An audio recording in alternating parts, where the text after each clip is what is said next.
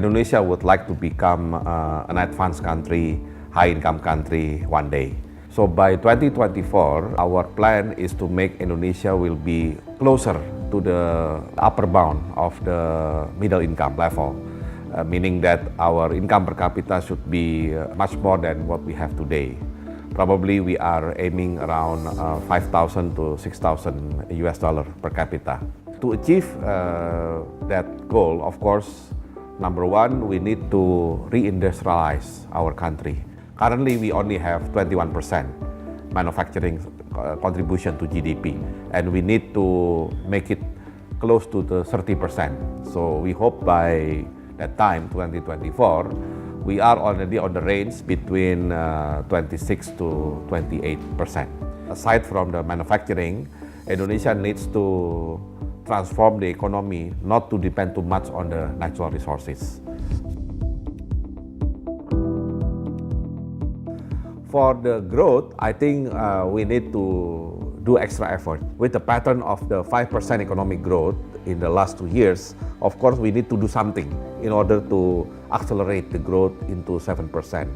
Clearly, we need to increase the growth of investment, let's say above 6% or even 7%, and to maintain the export growth positively, especially around 5%. And then, of course, making sure our consumption growth will be at the so-called normal level at around 5%.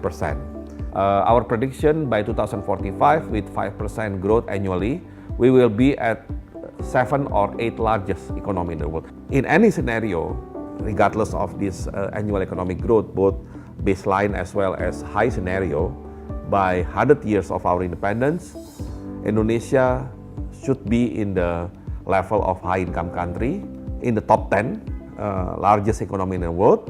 We will also achieve almost zero poverty and then relatively low inequality. It will be a different pattern of the FDI in Indonesia. In the past, most of the US investors concentrated in the natural resources related investment.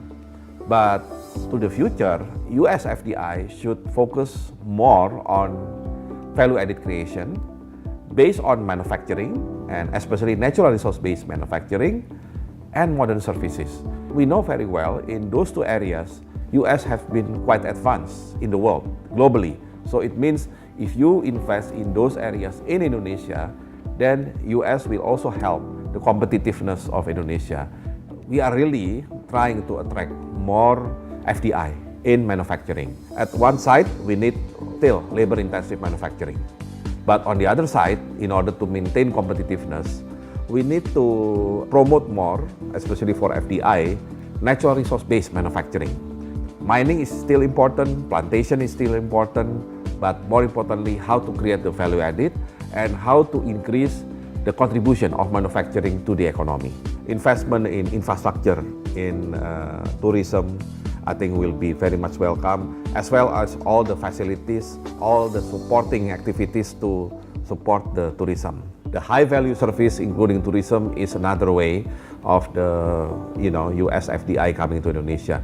We give the opportunity for any US investor to invest in our infrastructure.